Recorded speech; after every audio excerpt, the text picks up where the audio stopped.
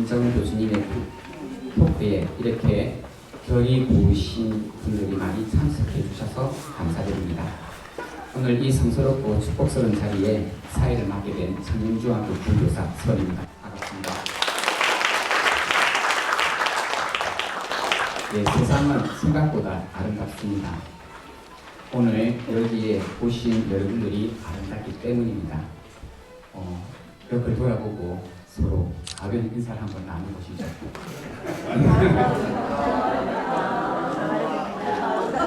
예.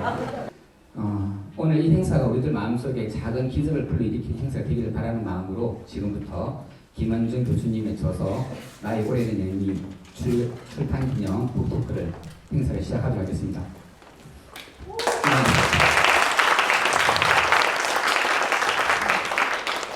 첫 번째 순서로 그 저자인 김은정 교수님이 주교 서리신 분님께 저서인 나의 오래된 연인을 드리고 신부님의 축성을 받는 예식을 진행하겠습니다.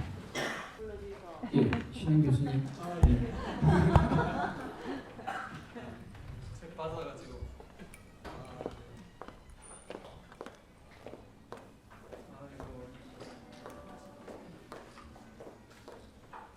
아이고 수고하셨습니다.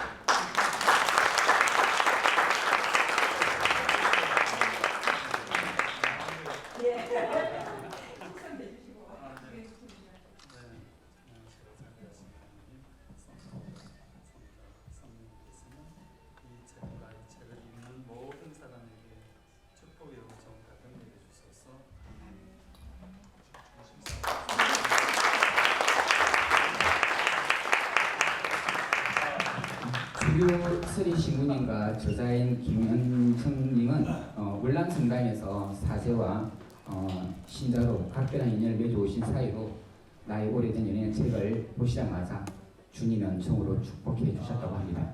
예, 신부님의 인사 말씀이 있겠습니다. 예, 여러분 반갑습니다. 신흥근 바오로 신부입니다. 우리 김 교수님 어머니가 제가 월남동 있을 때 본당 교우님이셨어요. 그래서 그런 인연으로 이렇게 만났는데 좋은 책을 이렇게 벌써 저도 단숨이 다 읽어봤습니다. 그래서 저는 뭐 소설가는 아니지만 제가 참 좋아하는 작가 중에 한 분이 박완서 선생님을 제가 참 좋아했는데 그분이 쓴 책은 거의 다 읽어봤어요. 거기 이제 한 말씀만 하소서라는 그 이야기 나오는데 뭐 아시다시피 박완서 선생님은 31년생이셔요. 그런데 이제 늦게 아들을 하나 두셨는데 그 아들이 서울 의대 나와가지고 레지던트 하러 미국 가셨다가 너무 공부를 열심히 하셔갖고 졸음운전이에요. 사실은 교통사고로 돌아가셨거든요. 그게 88년도에 돌아갔습니다. 그래서 박완서 선생님이 그냥 완전히 제가 볼 때는 정신이 나가셨어요. 그래가지고 막 그 소식 듣자마자 목줄을 확 던지면서 하느님 없다, 성모님 없다 이러면서 막 엄청 반항하신 분인데 뭐 여러 이렇게 하시다가 이제 마지막에 이제 당신이 돌아오시는데 이제 부산에 있는 수녀원에 피정을 가십니다. 가셔갖고 젊은 수녀님하고 대화를 하다가 이제 그 수녀님이 이제 그렇지 박완서 선생님에게 한마디 던지는 거죠. 당신 아들만 죽었느냐 이거야. 역사로 보면은 거기서 이제 필이 딱 꽂힙니다. 그래서 이제 이 한 말씀만 하소서라는 내용에도 여기 사뿐 나오죠. 뭐 여기 신자 되시는 분도 계실 거고 또 신자 아니신 분들도 계실 건데요. 저희 조선교회, 조선 가톨릭의 사제 1번이 누군지 아셔요? 김대건 신부님이세요. 아시죠, 여러분? 네. 그래가지고 지금 이제 한국 조선인 신부가 금년 1월에 7,000번이 통과됐습니다. 그렇게 많지 않습니다. 제가 1062번째 사제입니다. 우리는 이렇게 다 그게 교황청에 들어가 있거든요. 그래서 김대건 신부님이 1845년에 신부가 됩니다. 이분이 1821년생이시거든요. 1845년이면 만 24살의 신부가 됩니다. 그래가지고 선교 활동을 하시다가 잡혀갔고요. 1년 1개월 만에 죽습니다. 그러니까 만 25살에 1846년 9월 16일 날 이렇게 순교를 하시거든요. 어머니가 살아계셨습니다. 고울슬라라고. 그래서 25살에 이 신부로서 죽는 것도 억울하지만 25살에 그 청년이 죽으니까 뭐 엄마가 미칠 지경이겠죠. 우리가 역사에는, 교회사에는 덮여 있는데요. 18년을 더 사세요, 어머니가. 그건 뭐냐면 순전히 기도로서 이렇게 되는 거거든요. 그래서 이제 김대건 신부님 묘소가 저기 미리네라고요. 이렇게 안성 쪽에 거기 계시는데 거기 어머니 묘소도 있습니다. 그래서 역사에 보면 이런 일들이 많잖아요. 그래서 이제 그에서 필이 딱 꽂힙니다. 그래서 그 책 제목이 한 말씀만 하소서 이건데요. 우리 성제 모실 때 한 말씀만 하소서 제 영혼이 곧 나으리다. 거기서 나온 거거든요. 그래서 위대한 사람일수록 뭔지는 모르지만 한마디 필이 꽂히는 거 아닐까. 우리 돌아보면 그런 게 많이 있지 않을까 싶습니다. 5분 말렙니다. 5분 50초. 감사합니다, 여러분. 네. 사모님이 와 계시고 또 우리 서리 신부님 서리 신부님도 와 계시고 선배님 동료 또 저 부산에서 남성호 교수까지 이런 뭐 선배 후배다 제가 이게 무슨 얘기를 좀 우리 김원정 교수는 뭐 여러분들이 책을 보셔서 또 여러 가지 그동안의 교류를 통해서 아시겠지만은 우리 학부를 우리 경남대학교 사범대학 국어교육과 84학번입니다. 그리고 큰 뜻을 펴기 위해서 졸업하고 바로 서강대학에서 석박사 학위를 받습니다. 경남대학에서는 그 명형대 선생님이 현대소설에서 영향을 많이 받았던 걸로 알고 있고 서강대학에서는 우리나라 소설계의 금목이시죠. 이재선 선생님의 지도교수로서 석박사 내가 지금도 기억하기로는 그 상허 이태준 선생의 단편 장편 소설가 석박사를 받았습니다. 그리고 지금 모교 국어교육과에서 이제 교수로 재직 중인데 여러 논문이 있고 다 합니다만은 첫 번째라고 생각합니다. 그 책을 썼던 게 2006년도 문학 황홀한 유혹 맞아 황홀한 유혹. 예. 그런데 그 책을 받고 제가 놀랐던 것이 2006년도 책이 나왔지만은 실은 김원정 교수가 한 10년 전부터 어느 전문 잡지에 연재했던 내용입니다. 그러나 90년 중반에 신진학자가 전문 잡지에 그 글을 연재한다는 건 쉬운 일이 아니지 않습니까? 그 다음에 또 다른 책이 나왔지만은 그 세 번째 책이 이제 치매와 관련된 문학 속의 치매와 관련 이것 또한 우리나라 인터넷 매체라고 기억하는데 거기에 전문인들이 요청을 해가지고 연재를 해달라. 그래서 김원정 교수가 이렇게 나오는 책들이 다 연재를 한 결과를 묶은 책이라는 게 굉장히 의미가 있습니다. 이거 연재 함부로 하는 게 아니지 않습니까? 오늘 토크의 주제가 된 나의 오래된 연인 또한 우리 마산 가톨릭 주보에 몇 년간 연재돼 가지고 아주 호평을 받았기 때문에 오늘 이렇게 책이 나왔던 겁니다. 이게 김원정 교수가 참 우리가 저한테는 후배가 되고 또 제가 시간 강사한테 가르치긴 제자가 되기도 하지만은 제가 존경하는 이유이기도 합니다. 김원정 교수가 또 어떻게 우리 나라 학계에 이바지하고 있느냐 하면은 지금 한국연구재단에 거기에 보면은 신진 또 중견 또 뭐 이렇게 여러 가지 지원하는 제도가 있습니다. 2020년과 2022년 3년간으로 기억을 하지만은 그때 문학과 치매라는 제목으로 상당수 그 프로젝트를 수행했던 중견 연구자로서 그거 가지고 아파트 반지를 안 샀습니까? 그거 끝나자마자 22년부터 지금까지는 다시 이제는 그 치매와 죽음이라는 주제로 계속해서 한국영육재단의 중견학자로서의 연구비를 지원받고 있는 것으로 알고 있습니다. 이게 예사일이 아니지 않습니까?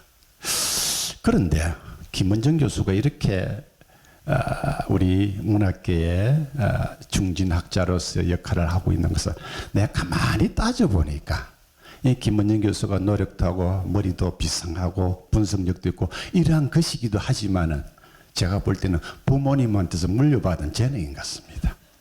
아버지 김영태 선생님 제 은사이십니다. 저는 경남대학교 처음 들어왔을 때 경영학과 출신, 경영학과로 들어왔는데 그 선생님이 교양국어 시간에 들어와서 문학 얘기를 하시는 바람에 제가 쏘가가지고 국어교육과로 전과한 제가 전과자입니다. 그 정도로 선생님은 문학적인 게 많으신데 전과를 해보니까 문법을 전공한 놀라운 사실을 발견했습니다. 그래서 저도 선생님을 덩달아서 문법으로 전향을 한 전과자가 또 전향을 한 이런. 그런데 우리 선생님을 그렇게 내주하신 앞에 계신 우리 산모님 조두희 여사님이야말로 그 문학적 재능이 고스란히 우리 김원정 교수한테 갔다라고 저는 생각합니다. 2019년도입니다. 오늘 이 책을 낸 그 뿌리미디어 우석 김리아 대표가 그 기획을 해가지고 우리 사모님이 그렇게 좋아하셨던 문학 최초의 수필집을 한 건 냅니다. 장농 이야기. 제가 그 안에 내용이 얼마나 좋은 것이지만 얼마나 좋은지 이거는 이 자리에서는 말할 시간도 없고 하지는 않겠습니다만 여러분들에게 과제를 드립니다. 그 인터넷 치면 나옵니다. 그 장농 이야기 우리나라 많은 수필가가 있고 저도 뭐 좀 읽었지만은 사모님 이 자리에 계셔서 드리는 말씀이 아니고 정말로 우리나라 수필 중에서 최고의 한 작품을 꼽아라면 저는 서슴없이 우리 사모님의 장농 얘기를 꼽고 싶습니다.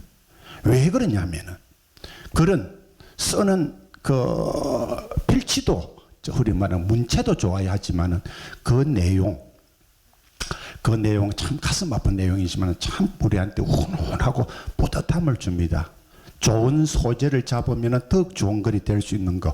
그리고 거기다가 사모님의 진심이 담겨 있기 때문에 읽는 사람 정말로 감동스럽습니다. 우리나라 최고의 수필 작가 우리 조두희 사모님 큰 박수 한번 보내주시면 고맙겠습니다.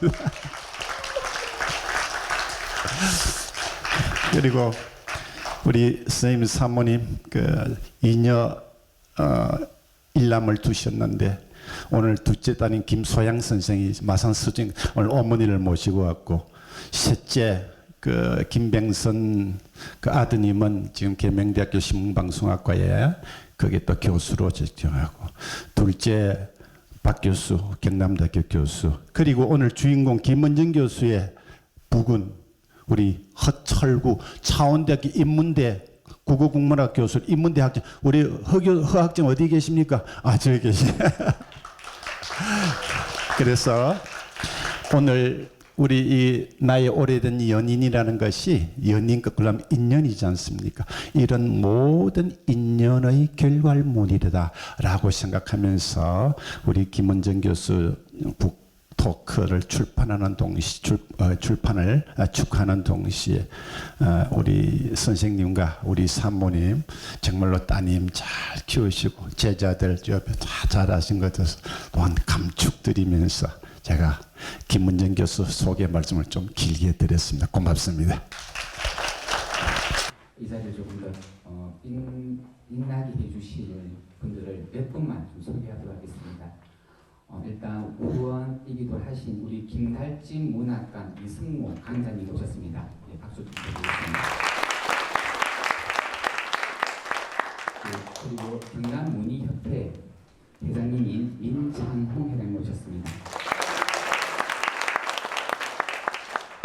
네, 그리고 고석규 비평문학관에서 남송우 교수님, 이신성 단장님 오셨습니다.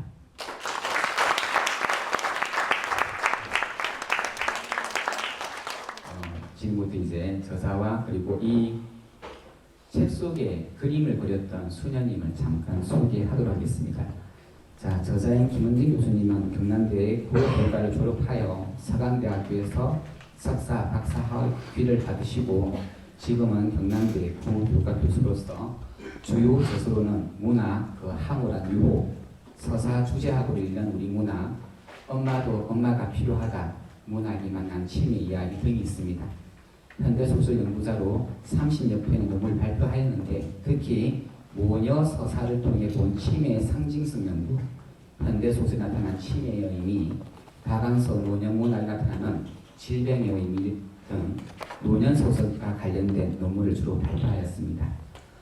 그리고 나의 오래된 연인의 그림을 그려주신 줄리아나 수녀님은 테라피스트 공세 수도원에 계신 팔순을 앞에 두신 고령의 수녀님으로 행복단응상, 테라피스트에서 보내는 복음 이야기 등의 그림을 그리신 수녀님입니다.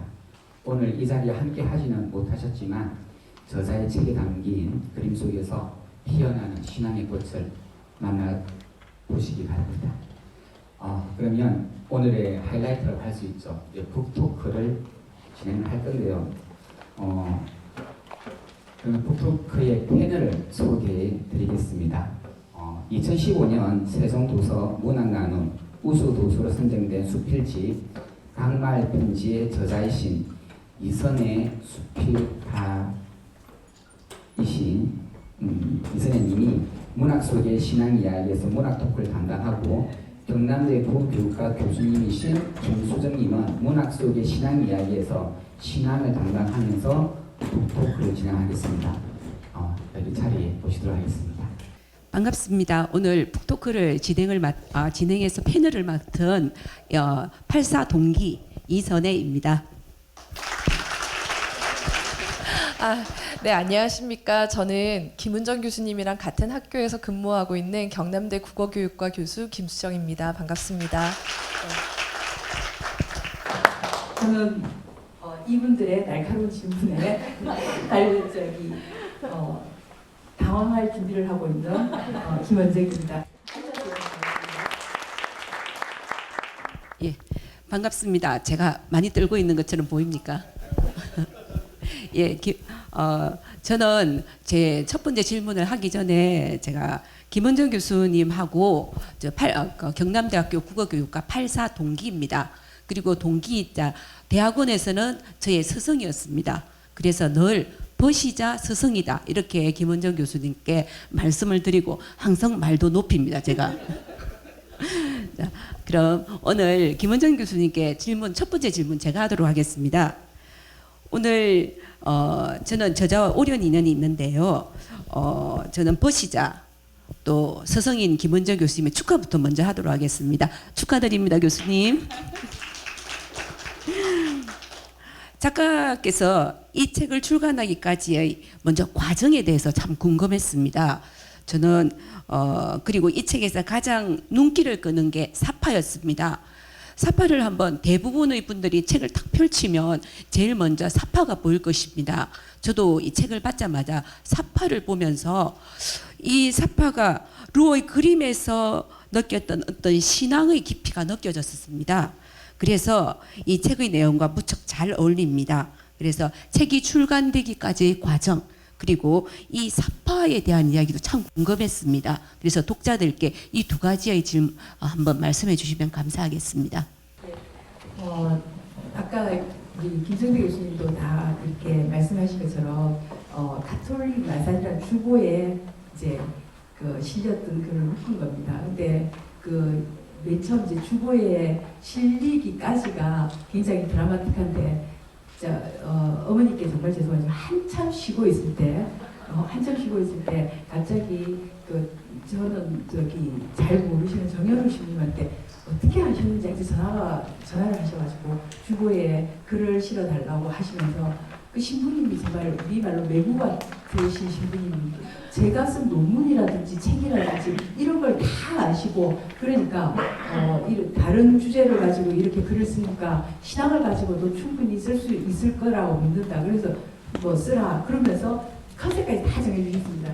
이제 한 번씩 신자들이 성당에 와가지고 책 내용도 보면서 그리고 신앙도 좀 그걸 하고 이런 컨셉까지 다 정해주시니까 감사합니다 이렇게 썼는데 그 제일 마지막에 전화 그러면서 엘리사벳의 신앙의 깊이도 어떤지도 우리가 보고 이러니까 그게 계속 마음에 걸렸습니다. 그러니까 이제 한 편 한 편 쓸 때마다 이게 신앙의 깊이가 있는지 없는지 생각을 하게 되고 이런 글이었습니다. 그래서 그걸 원래 2년 동안 이제 계속 연재를 하기로 했는데 2년이 끝나고 난 뒤에 아까 말씀처럼 독자들의 반응이 좋다고 1년 더 할 수 있겠냐 그래가지고 이제 1년 더 이렇게 하게 돼가지고 2019년 12월 내적 성탄부터 이제 시작이 됐습니다. 그때 제일 처음 이제 제가 연재했던 글이 우리 책은 순서가 이렇게 다른데 전형적인 크리스마스 전형의 풍경이었습니다. 그래서 정말 크리스마스하고도 맞고 그리고 정말 제가 좋아하는 작품이다 이렇게 생각했는데 공교롭게 제일 마지막 또 작품이 오두막 할머니라는 권선생 작품입니다. 그래서 처음도 아주 어린아이의 시각에서 예수님이 어떤 정도지, 그러니까 나한테 오는 가장 어린아이의 눈으로 보라는 이런 얘기하고 맨 마지막도 굉장히 동화적인 거라서 저는 이제 굉장히 뿌듯했습니다. 그리고 이걸 갖다가 연재를 하다가 연재 다 하고 난 후에 그냥 그대로 놔두면 되는데 또 괜히 주위에서 책으로 묶어보지 뭐 이러니까 으쓱으쓱 해가지고 묶으려고 생각을 하다가 그만두지 이랬는데 그래도 이제 뭐 성원에 못 이긴다 걸로 이렇게 묶게 됐는데 그 과정도 처음에 바오로 달에 제가 원고를 보내고 반드시 바오로 달에서 나올 거라고 생각했는데 바오로 달에서 대자를 나오지 않습니다. 그래서 그 이유는 모르겠는데 출판 회의를 하다 보니까 이게 안 된다 해가지고 또 이제 안 되겠다 해가지고 이제 묶어놨다가 부리에다가 혹시나 해서 제가 이제 보냈는데 부리에서 이렇게 예쁘게 만들어 주셨습니다. 근데 이 책이 살아났던 이유는 사실은 이 책의 80% 이상은 제 그게 아니라 줄리아나 수녀님의 그림 때문입니다.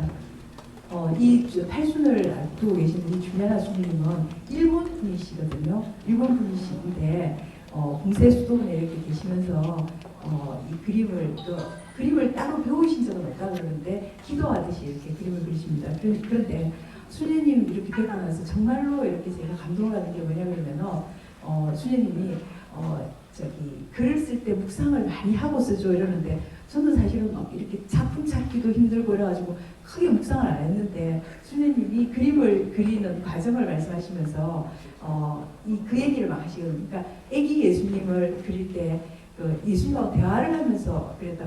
예수님 오늘 애기 예수님 그릴 테니까 예수님 좀 웃어주세요 이러면서 이제 그리신다고 그러면 예수님이 싹 웃는 얼굴이 되고 그 다음에 지금 우리 봉투에 있는 이 그림을 보고는 예수님 발이 너무 어른발처럼 큰데 그래서 이게 안정감이 이렇게 잘 그릴 수 있다 뭐 이런 얘기만 하시고 이래가지고 수녀님의 말씀과 수녀님의 그림 때문에 정말 더 감동을 받게 되는 그런 책이 되었습니다. 네, 감사합니다. 그래서 다시 한번 책을 제가 다시 들여다봤습니다. 예, 예수님의 발이 큰 것 같습니다. 이 그림은 표지의 그림이고 제가 말씀드린 건 봉투의 그림입니다. 봉투의 그림 맞으세요? 그런데 이 그림을 이렇게 선택을 하는데 이게 그냥 제가 얘기를 해드릴게요. 이 봉투의 그림은 어린 예수님이 가는 그림입니다. 그 다음에 봉투 보여주시라고 친절도 하시라. 그래서 어린 예수님이 사실은 요셉 성자한테 가는 얘기인데 어린 예수님의 그림이고 이 표지의 그림은 나이 많은 한무숙의 생일손에 나오는 그림입니다. 그러니까 나이 많은 이제 할머니가 모든 것들을 다 털어놓고 예수님께 가는 얘기입니다. 그런데 제가 그렇게 갖다 붙이려고 해서 그런지 모르겠는데 이 아주 어린아이부터 할머니까지 그래서 나의 오래된 연인하고도 이 컨셉이 너무 맞는 것 같고 제가 이제 또 현대 서사를 전공하다 보니 이게 서사가 있는 것 같고 해서 저는 이 그림이 너무 좋습니다. 예, 저도 그림이 좋습니다. 특히 엽서가 오늘 참 많더라고요. 보니까 그 엽서를 따로 살 수 있느냐고 저희 아까 김수진 교수님하고 이야기를 했었습니다. 아, 이거 따로 팔면 좋겠다면서 그림을 볼 때마다 굉장히 마음이 따뜻해지고 이 그려져 있어 예, 참 좋았습니다. 예, 그럼 질문 두 번째 들어가도록 하겠습니다. 예. 두 번째 책은 제목에 관한 건데요. 제목이 나의 오래된 연인입니다. 제목 참 멋있죠? 제가 이거 처음 봤을 때 제목 너무 좋다 이런 생각했었습니다. 그런데 앞선 제가 사실 같은 김원효 교수님 책을 다 읽었습니다. 다 읽었는데 그 제목들이 보면은 요 앞에 책이 엄마도 엄마가 필요하다 이 책이었습니다. 이 책 읽고 저도 사실은 이거 다시 독후감을 쓰기도 하고 그렇게 또 다른 신문에 실기도 했었는데 이 제목이 너무 멋지더라. 다른 사람들도 이 책을 제가 좀 추천을 했는데 제목 너무 좋다 이런 말을 굉장히 많이 들었습니다. 그 외에도 책들이 보면은 문학 그 황홀한 유혹 벌써 유혹이 막 될 것 같은 그런 느낌이 듭니다. 굉장히 도발적이죠. 제목 자체가 교수님이 쓸 것 같은 제목은 아닙니다. 솔직히 말해서. 그런데 이 도발적인 제목이 굉장히 사람을 끄는 힘이 있습니다. 그래서 저 역시 이 책을 받아들고 오래된 연인 그래 이 연인이란 말에 해석이 좀 궁금했거든요. 사실 내용은 알지만은 굳이 연인을 왜 붙이냐라는 생각이 들었습니다.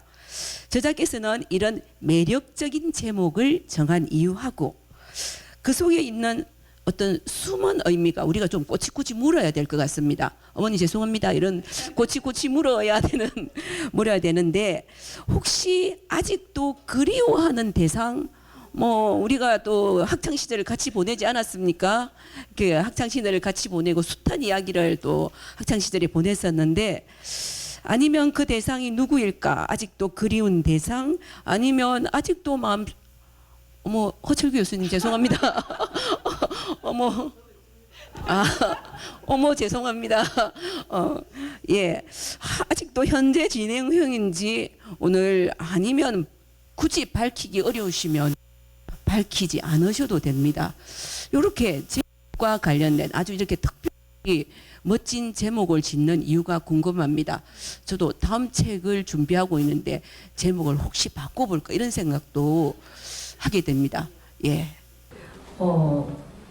제 책 제목, 책이 딱 나오고 난 뒤에 책 제목에 대한 평가 중에서 가장 마음에 드는 평가는 우리 학과의 김경국 교수님이 제목 참 섹시한데 이거였습니다. 그래가지고 김경국 교수님이 특히 시 전문가의 김경국 교수님께서 제목 섹시하다면 이거 괜찮겠구나 이랬는데 역시 제목에 대해서 제목이 좋다는 반응이 굉장히 많았습니다. 특별히 제목을 잘 짓는 이유는 가족회의라고 생각합니다. 이거 제가 원래 보낼 때 이 제목이 아니었거든요. 원래 보낼 때는 한없이 가벼워질 당신이었습니다. 그래서 이제 제가 서문에도 썼는데 평화를 평화를 빕니다라는 그 인사 안에서 그 평화를 빌고 나면 나도 마음이 가벼워지고 평화로울 때 얼마만큼 사람이 가벼워질까. 그래서 그 가벼워지는 마음을 표현하고 싶어서 한없이 가벼워질 당신으로 해서 그거 제가 또 엄청 집에서 고집이 세거든요. 그래서 나는 제목 절대 안 바꿔 이랬는데 우리 3명의 가족이 안 된다. 이거 가벼워질 당신이 누구 당신인지 너 당신인지 그 하느님을 당신이라고 얘기를 하는지 보내는 당신인지 이게 뭐하다 이래가지고 굉장히 핍박을 받다가 제목을 바꿨습니다.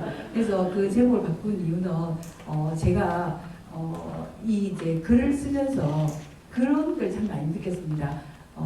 우리가 맨 처음 어떤 사람을 사랑하게 되면 이 사랑을 확인하고 싶어서 계속해서 사랑한다 막 얘기하고 나 이 사람하고 사랑해 막 얘기를 막 많이 하게 되는데 그 시간이 오래되고 이러면 내가 이 사람을 얼마나 사랑하고 이 사람이 나를 얼마나 사랑하는지 서로 확인을 안 하더라도 그냥 툭 던지면서 밥 먹자, 밥 먹나, 그 다음에 우리 엄마 아버지 같은 경우에는 그 오뎅 하나 이렇게 우동 가락 하나 하는 걸로 사랑이 시작됐다 이렇게 말씀하시거든요. 그러니까 그 그 우동을 건져주는 가락 하나 이런 하나에 충분히 사랑한다는 것들을 다 이렇게 알게 되잖아요. 그러니까 충분히 내가 하느님을 사랑하고 또 내가 주님 안에 뭐 이렇게 사랑하고 얼마만큼 내가 사랑을 받는가 하는 것들을 얘기를 안 해도 충분히 알 수 있다. 그래서 나의 오래된 연인이 사실은 뭐 지금 이 책에서는 하느님이라 얘기하고 나머지 이선혜 선생님이 그 기대한 사실은 그 술을 마시면서 들어보도록 하겠습니다. 알겠습니다. 나중에 듣도록 하겠습니다. 그러면 다음은 제가 질문을 이어가도록 하겠습니다. 저는 이제 경남대학교에 온 지 5년 정도 되었습니다. 그런데 학교에 왔을 때 김은정 교수님은 선배 교수님으로서 항상 식사를 걱정해 주시는 그런 좋은 선배님이셨어요. 그러니까 뭐 밥은 언제, 우리 이번 주에는 언제 같이 먹자 이런 이야기를 하셨는데 그때 저는 이제 김은정 교수님도 그 세례를 받으셨고 신앙인이라는 걸 그때 알고 교수님도 성당 매주 나가시나요? 하니까 특유의 이제 김은정 교수님의 호탕한 웃음을 웃으시면서 하느님이 얼마나 나를 사랑하는지 또 이렇게 나를 부르셔라고 이야기를 하셨어요. 그러면서 한참 쉬고 있었는데 이렇게 글을 쓰게 그래서 다시 나를 성당으로 오게 이렇게 부르셨다라는 말씀을 하셨거든요. 근데 그 말씀이 딱 머릿말에 들어가 있더라고요. 그래서 참 반갑기도 하고 또 너무 영광스러운 이런 자리에 제가 함께할 수 있어서 또 감사하기도 하고 각별히 축하드리는 마음입니다.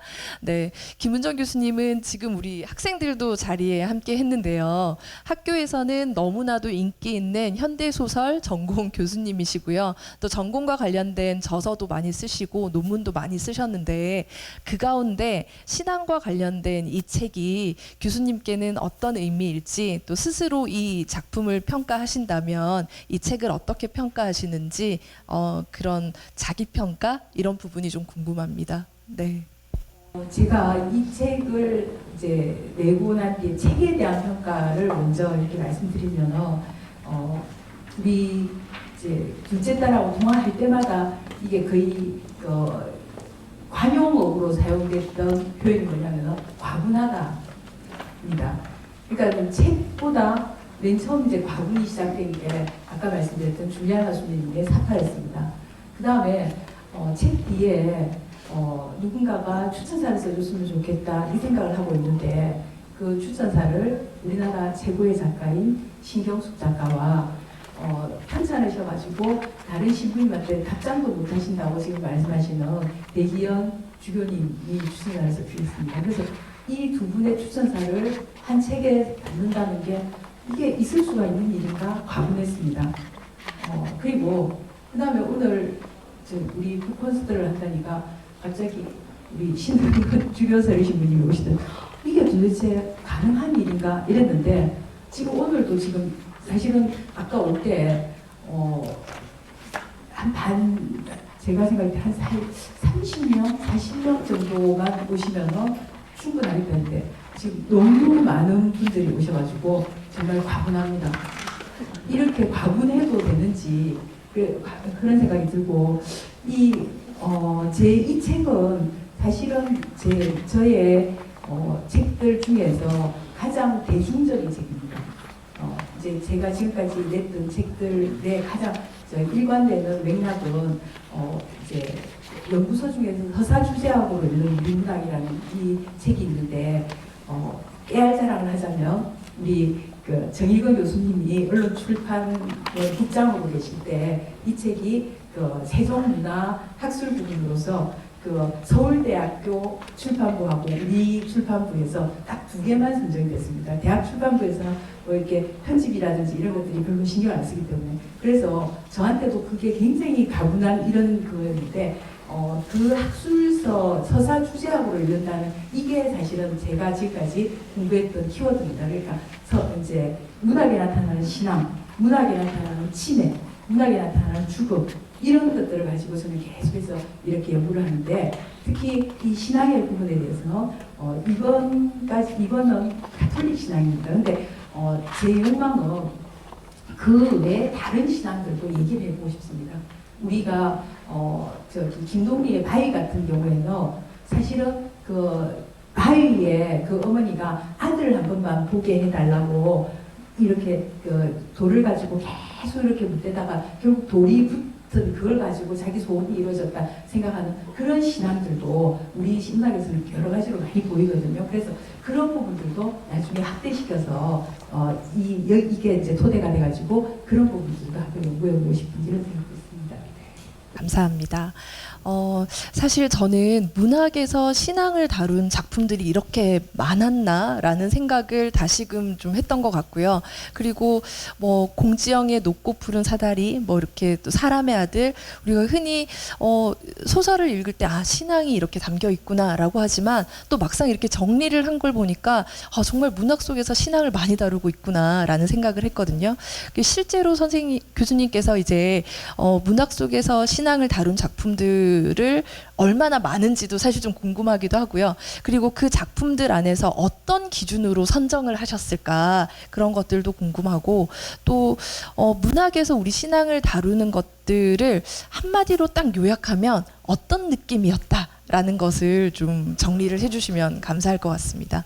예, 지금 제가 다 못 다루는 정도로 많습니다. 특히 기독교 문학을 가지고 연구한 부분들은 상당히 많고, 그다음에 제가 이제 선정한 기준이라는 거는 이 신앙을 다루되 이 신앙을 통해 가지고 얼마만큼 주체적인 입장에서 얘기하는가 하는 부분을 기준으로 삼았습니다. 그래서 우리가 흔히 생각하는 신앙, 그러니까 교회 안에서 신앙하고 문학에서의 얘기하는 신앙하고 조금 다를 수가 있습니다. 근데 문학에서 얘기하는 이 신앙은 훨씬 더 교회에서 얘기하는 신앙보다 인간의 주체적인 입장을 훨씬 더 강조를 많이 합니다. 그래서 내가 주체가 되어가지고 어떤 부분들을 얘기하는.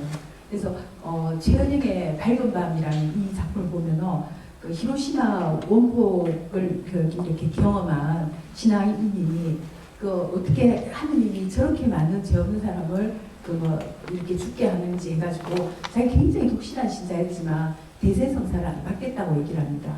그런데 그걸 자기 아내는 충분히 이해한다는 거죠. 그러면서 하는 얘기가 하느님은 크신 분이기 때문에 이 사람이 하느님 안에서 얼마만큼 사랑하고 그리고 하느님 나라에 가고 하느님 왜 그랬어요? 분명히 따질 수 있는 사람이다. 그래서 하느님 크신 분인데 이 성사라든지 이런 조그만 것에서 연연하지 말고 하느님 크신 분이라는 것 갖다가 알았으면 좋겠다 하는 얘기들을 이렇게 합니다. 그래서 우리가 이제 교회에서 얘기하는 이런 어떤 성사라든지 이런 부분하고 조금 다른 부분들이 이렇게 있습니다. 그래서 그걸 문학에서는 이제 얘기를 합니다. 이렇게 볼 수 있습니다. 그리고 저는 제가 개인적으로 시인이라든지 문학가가 어떤 존재인지 하는 것들을 생각을 해봤습니다. 그러니까 시인이라든지 문학가는 사실은 우리한테 끊임없이 질문을 던지는 사람들입니다. 끊임없이 너 지금 바르게 살고 있어? 네가 지금 이걸 갖고 뭘 얘기하고 있어? 이렇게 우리가 그냥 이렇게 살아가는데 그 끊임없이 질문을 던지는 이 사람들이 던지는 이 질문들에 우리가 귀를 기울이고 그리고 그 질문들이 어떤 것들인지 하는 것들에 우리는 답을 찾는다는 거죠. 이 답을 찾는데 이 답을 찾아가는 과정들이 결국 문학 속에서 그 이야기들로 이렇게 만들어지지 않는가 이렇게 생각합니다. 예, 감사합니다. 이번엔 제가 질문하도록 하겠습니다. 자, 이 질문이 저는 문학 담당입니다. 그래서 수필이기 때문에 문학 담당인데 계속 듣고 있으니까 저는 개인적으로는 종교가 불교인데요. 개종을 해야 되나 이런 생각을 하고 이게 이렇게 이 종교적인 깊이가 있는데 이러면서 지금 마음이 살짝 살짝 지금 너무 갈락말락하고 있습니다. 예, 저도 이게 읽으면서 저는 개인적으로 하얼빈을 아주 깊이 있게 그걸 들여다보면서 저는 바로 혁명가이자 독립투사인 하얼빈을 보았다면 김원정 교수님께서는 이 하얼빈이 도마 이 하얼빈 의사 죄송합니다. 긴장을 해갖고 이름도 빨리 생각이 안 납니다. 안중근 의사의 모습이 굉장히 깊이 있게 다루어져 있어 그 부분을 다시 읽어봤습니다. 이처럼 이 김원정 교수님께서 이 종교를 특히 소설 속에 나타난 종교를 아주 깊이 있게 들여다본 부분이 저는 개인적으로 참 좋았었습니다. 자, 다시 문학으로 들어가겠습니다. 사실 작가들이 저도 책을 할 때 이 편집을 할 때 구성을 어떻게 하는 이 부분에 참 고민을 많이 하거든요. 그런데 여기서 아마 책을 탁 여시면은 이 부분 다른 부분이 있을 텐데 이 부분이 우리 일반적으로 봄, 여름, 가을, 겨울 이렇게 진행이 참 많이 됩니다. 근데 이 숫자적인 구성이 아닌 겨울, 봄, 여름 그리고 가을 이런 순서로 진행이 되고 있어서 저는 굉장히 색다르고 좋았었습니다. 책을 열 때. 그래서 겨울이 먼저 나와 있는데 이 겨울이라는 의미 그 다음에 이 겨울을 먼저 시작한 의미 이런 부분에 대한 저자의 의견을 한번 듣고 싶습니다. 예, 책에는 우리 예수님의 탄생부터 12월부터 시작이기 때문에 겨울, 봄, 여름, 가을 이렇게 구성했다 이렇게 쓰고 있습니다. 그런데 사실을 말씀드리자면 저는 우리 학생들이 좋아하는 MBTI가 ENTP입니다. 세상에 내가 중심이야. 그래서 제가 1월생 겨울입니다. 내가 없으면 하니까. 그래서 이런 생각 한 번씩 해봅니다. 봄, 여름, 가을, 겨울이 아니라 자기가 태어났을 때부터 그 계절부터 나는 시작되는 게 아닌가. 그래서 저는 저의 시작은 겨울입니다. 겨울이고 그리고 이제 나의 오래된 연인이란 이게 이제 물론 예수님과 이런 연인도 있지만 저 같은 경우에는 우리 어머니 아버지가 굉장히 그 시대에 이제 연애 결혼을 해서 저를 낳고 그다음에 낳아가지고 혼자서 막 그 이미지를 생각합니다.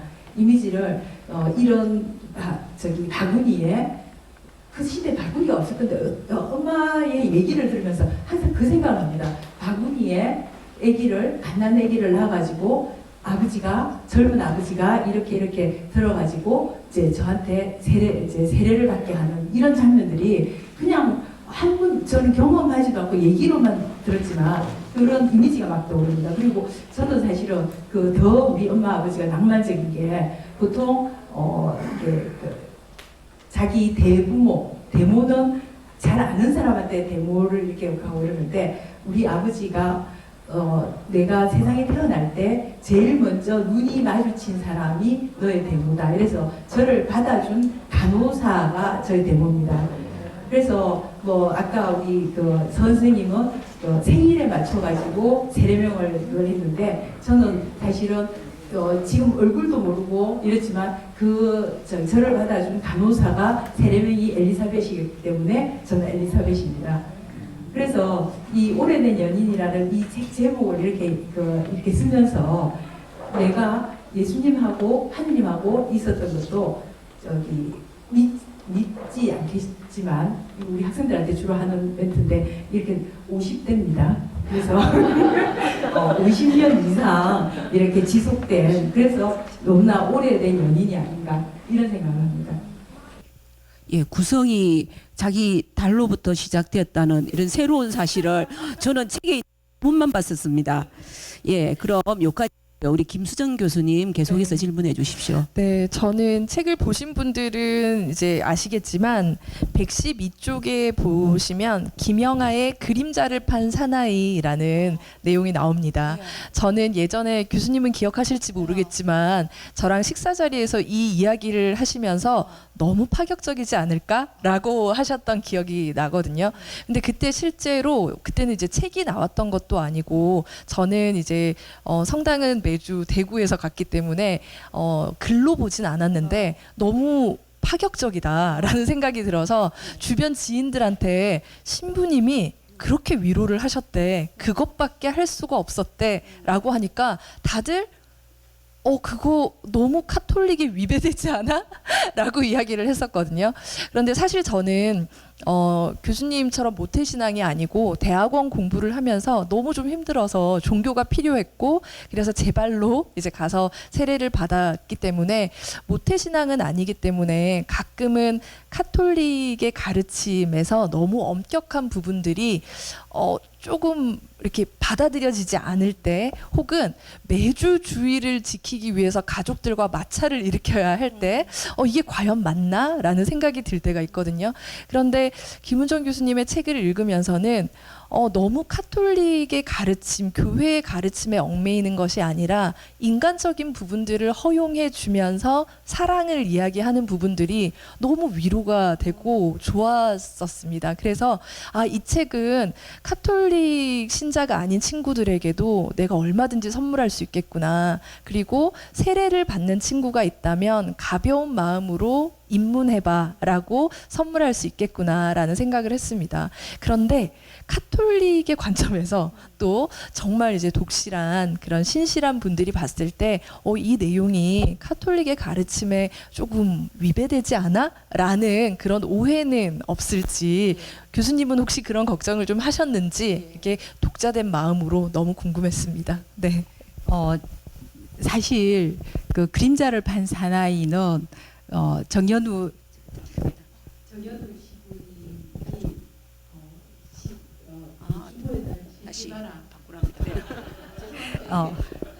안 되겠다 이래가지고 퇴짜를 맞은 작품입니다. 그래서 그때 정연우 신부님이 이제 그때는 책을 낼 거라고 생각을 안 하고 있었는데 엘리사벳 책 낼 때 싣고 지금 여기는 싣지 말자 그래가지고 주보에 글 다 쓰고 했다가 퇴짜를 맞아가지고 주보에는 안 실렸던 작품입니다. 근데 딱 그 이유였습니다. 이제 정윤우 신부님 이제 그 돌려서 할머니들도 많이 보시고 그래가지고 이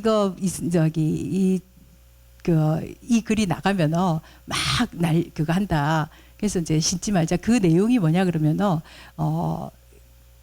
주일학교 우리 고등학교 이렇게 그 모임에 성당을 다니는 3명의 남녀가 있습니다. 그러니까 2명은 한 명은 바오로 우리 성당에 언니 오빠들도 많이 왔는데 우리도 거의 그랬습니다. 그러니까 한 명은 바오로, 한 명은 세실리아. 한 명이 이제 작가입니다. 근데 바오로와 세실리아는 그때 고등학교 때부터 정말 선남선녀라서 이 둘은 커플이 될 거야 이러는데 바오로는 신부가 됐습니다. 그 다음에 세실리아는 다른 사람하고 이제 결혼을 했습니다. 나는 작가입니다. 소설가인데 세실리아의 남편이 알 수 없는 이유로 몸에서 불이 나가지고 죽어버립니다. 그러니까 세실리아가 자기가 어떻게 할 줄 몰라가지고 거의 정신이 나간 상태로 이렇게 있다가 바오로 신부를 우연히 만나게 됩니다. 그런데 이 바오로 신부가 세실리아를 보는 순간 이 사람 옛날에 연인이었습니다. 그거 하기 전에. 근데 이 사람한테 할 수 있는 그걸 위로가 없어가지고 자기가 나한테 찾아와서 얘기를 합니다. 나 세실리아랑 잤어. 그러니까 딱 그 한마디 이렇게 그걸 하는데 왜 그랬어 이렇게 얘기를 하는데 그 이후에는 이 신부님이 옷을 벗었는지 소설이기 때문에 아무 그런 부분 안 나옵니다.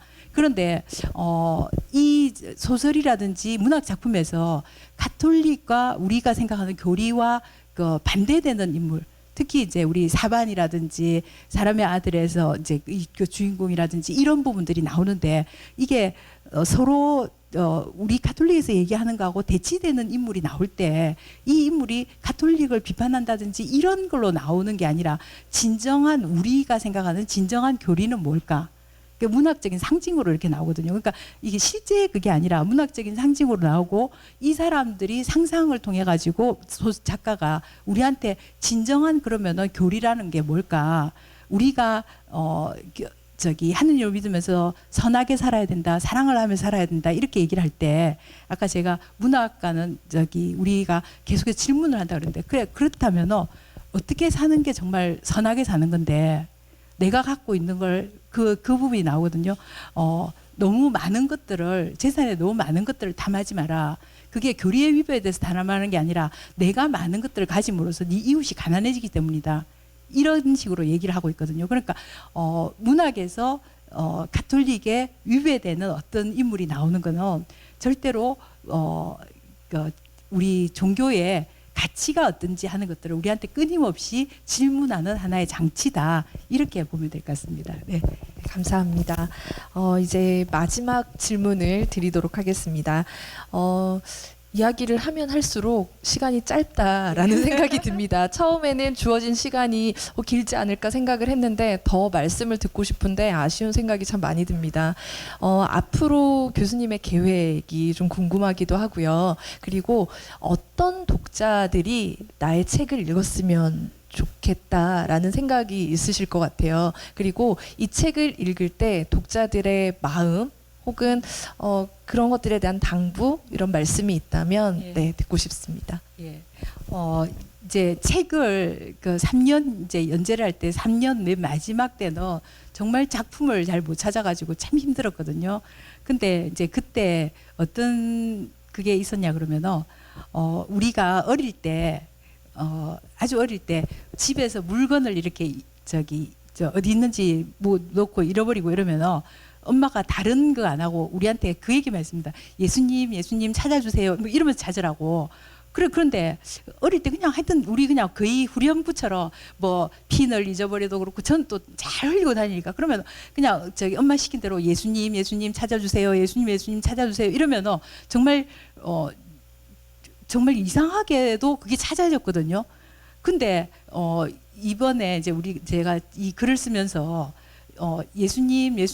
진짜로 작품이 하나도 없고 이랬는데 저도 모르게 예수님 찾아주세요 이러면 어느 날 갑자기 책꽂이에 있는 것 중에서 책에서 약간 빛이 나는 것 같아요. 탁 닫아보면은 이 작품들이 나오고 이런 경험들이 있거든요.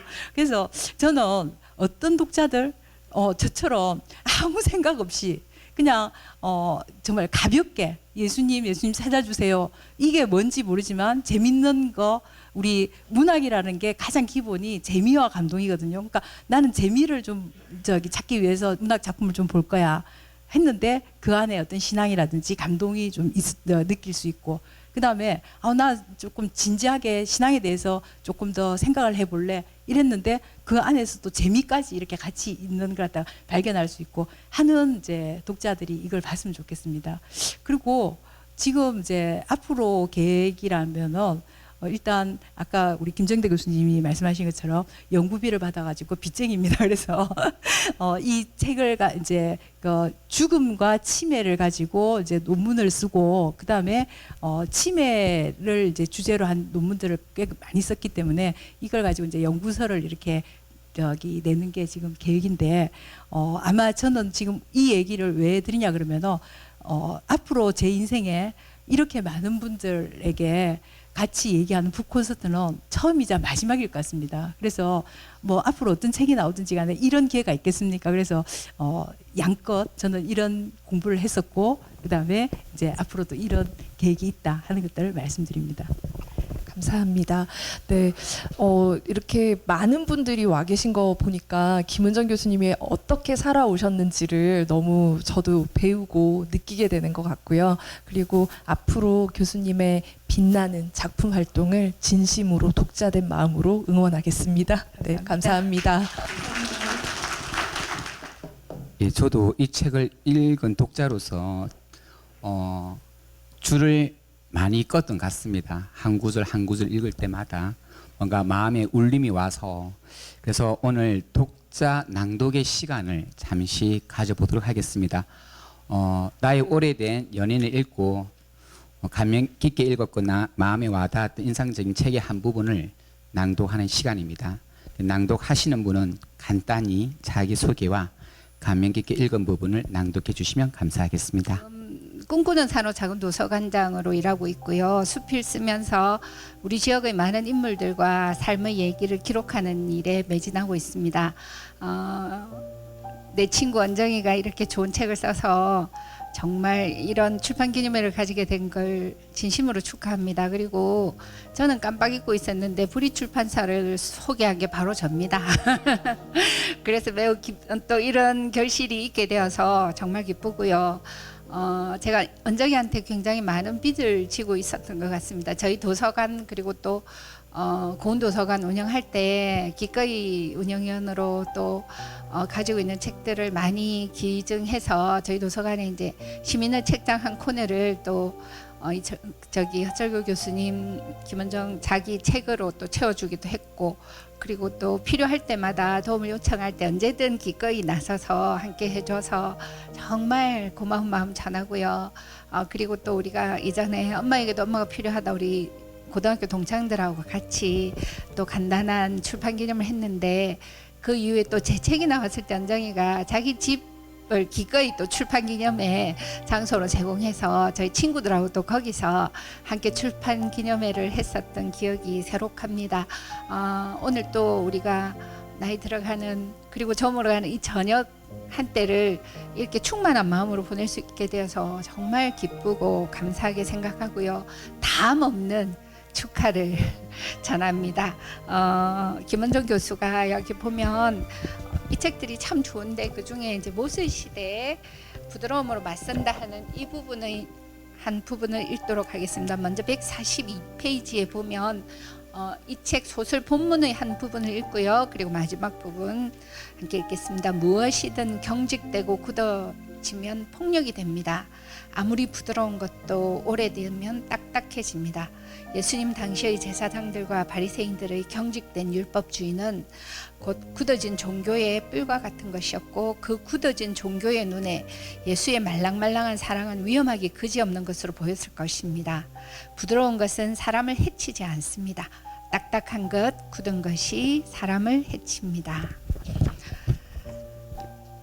생각과 말이 점점 뾰족해지는 모슬 시대, 이 시대를 헤쳐나가야 할 신앙의 모습은 결국 똑같이 뾰족하고 날카로워지는 것은 아닐 것이다. 이 시대에 우리에게 정말 필요한 것은 모슬의 날카로움이 아니라 사랑의 부드러움이다. 청년의 고통스러운 시간을 예수가 함께하였듯이 절대 누군가를 해치지 않는 부드러움으로 서로의 고통을 어루만져 줄 수 있어야 한다. 고맙습니다. 그리고 사족으로 한 말씀만 더 덧붙이자면, 방금 김원정 교수가 예수님 찾아주세요 하는 말이 너무 마음에 남았습니다. 저도 사실 기독교인인데요. 나이가 들면 사는 게 되게 자신 있어질 줄 알았는데 살수록 더 어렵습니다. 앞으로 이제 삶의 길을 잃을 때도 원정 교수가 주문처럼 얘기했듯 예수님 찾아주세요 하는 주문을 외울 작정입니다. 고맙습니다. 저는 경남대학교 국어교육과 재학생이자 지금 김은정 교수님의 제자로 있습니다. 또 김은정 교수님이 담당하시는 문학연구회라는 동아리의 회장을 맡고 그 동아리를 대표해서 나오게 되었습니다.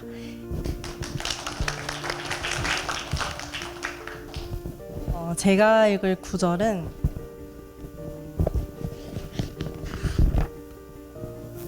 72페이지에 있는 일상의 기적은 어디에 있을까의 마지막 구절인데요. 읽도록 하겠습니다. 공중에 떠있는 새까만 그리스도가 손끝 하나 까딱하지 않아도 우리의 일상에서 이루어내고 있는 기적은 의외로 많다. 우리 마음속에 세상에서 일어나는 기적이다. 사소한 일상 하나에서도 마음이 기쁨으로 가득 차는 기적이 여기저기에서 일어나기를 꿈꾸어 본다. 제가 이 구절을 선택한 이유는 말도 안 되는 큰 기적을 바라기보다는 작은 것에도 감사하며 행복을 느끼고 싶다는 생각이 들어서인데요. 이게 김은정 교수님이 저희에게 전하는 말씀인 것 같아서 선정하게 되었습니다. 감사합니다.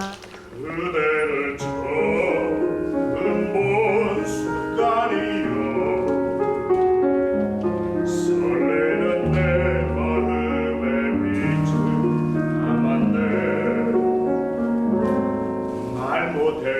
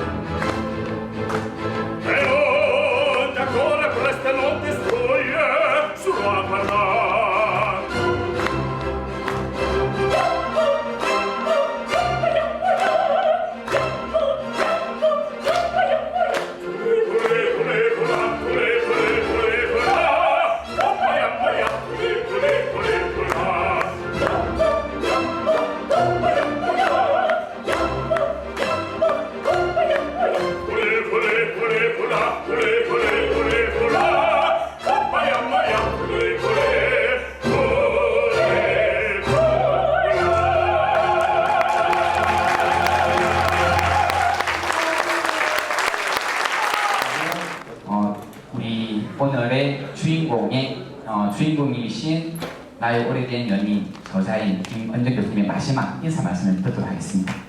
떨리냐고 누가 물었는데 하나도 안 떨린다고 얘기를 했습니다. 처음은 굉장히 떨렸거든요. 그 며칠 전까지. 근데 오늘 아침에 하나도 안 떨린 이유가 내가 초대장을 보내고 그다음 오시는 분들은 다 저를 좋아하는 분들이 안 오시겠습니까? 그러니까 지금 제가 여기서 어떤 실수를 하건 하다가 뭐 이렇게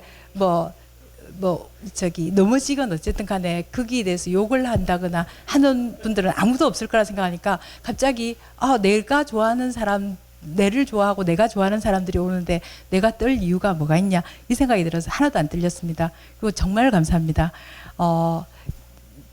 저의 모든 정신적 지주이시고 그다음에 여기 오신 이분들은 반은 저희 엄마 손님이라는 걸 알고 있습니다. 그래서 저희 엄마의 소감 한마디를 듣고 마무리하겠습니다. 제가 딸을 좀 참 키우기가 어려웠습니다. 이 딸이 너무 개성이 강해갖고 중학교 3학년 때 선생님을 좋아한다는 소설을 갖다가 밤새도록 쓰는 거라요. 그게 어디냐 하면 뒤에 기름 보일러가 있는데 거기에다가 촛불을 써놓고 소설을 쓰고 있는데 불날까봐 우리는 영감님하고 둘이서 아직 멀었나 엄마 아버지 사춘기를 좀 알아도록 자기 사춘기라 해. 그러면 저가 아빠가 다가가고 언제 5춘기로 넘어가면 안 되겠나. 그래서 지가 다 끝날 때까지 우리 둘이가 못 잤어요. 교대로 이제 5춘기 하자. 그래 그걸 탁 써갖고 출판을 해달라는 거래요. 그때 그거 출판을 우리가 도저히 그걸 할 수도 없고 경제적 능력도 안 되는데 그거 해주면 안 되겠나. 고집을 부리는데 내 정말 저 딸 키우기 너무 어려웠습니다. 개성이 너무. 근데 저도 초보 엄마이기 때문에 저도 시행착오를 많이 진짜 바른 말이지 하느님 안 계셨으면 저 딸 못 키웠습니다. 늘 기도 어디 가갖고 안 오면 묵주를 들고 밤에 늦게까지 막 하다가 묵주가 탁 떨어지면 엄마 이거 큰일 났구나. 하여튼 하느님 말씀 저 딸 못 키웠습니다. 그리고 석박사를 이제 결혼해갖고 하는데 석사를 마치고 박사과정을 들어가기 전에 애를 낳았습니다. 그런데 그 애를 제가 다 산발에 제가 탁 이제 서울에 데리고 갔는데 애를 쩌들딱 먹이면서 눈물이 우두우둑 떨어지는 게 애 얼굴에. 혼자 놔두니 때문에 아줌마로 돌아간다. 그 소리를 듣는 순간에 그때 박사과정에 들어가기 전이었습니다. 내가 갑자기 그래 네 하고 싶은 거 해라. 아는 내가 데리고 간다고 집에 데리고 와버렸습니다. 그러니까 서강대학교 그때 박사 들어가기가 와거리 온 지 2번이나 떨어졌거든요. 그래갖고 지가 애를 떼놓고 공부를 하니까 딱 들어가는 거라. M이라는 그 강한 거기. 그래서 이 애가 박사 또 논문 쓰고 심사 받을 때는 제가 아침 7시 출근해갖고 저녁 7시에 집에 돌아왔습니다. 한 가정에 주부로 있는 애를 박사까지 공부시키는 애미들 정말 고생입니다. 지금 여기 안 왔지만 우리 며느리는 박사 지금 수료 다 했는데 뒷바라지 해줄 사람들 논문을 못 쓰고 있습니다. 이제 60대에서 쓸런가 모르지만 그만큼 진짜 여기 지금 저 무교수도 있고 다 있는데 여자가 가정을 가지면서 공부 끝까지 하는 거는 참 어려운 일이라 싶어서 그래도 내가 참 잘 참았다 싶습니다. 저 딸 키우기가 너무 어려웠어. 그래서 오늘 그래도 저보러 많이 왔다니까 제가 좀 잘 살은 것 같네요. 감사합니다. 오늘 들어오실 때 구입한 나의 오래된 연인의 책의 수익금은 테라피스트 수도원에 기증이 됩니다. 그래서 그렇게 하시고 이로써 김은정님의 저서 나의 오래된 연인의 토크를 마치겠습니다. 지금까지 사회를 진행한 손이었습니다. 감사합니다.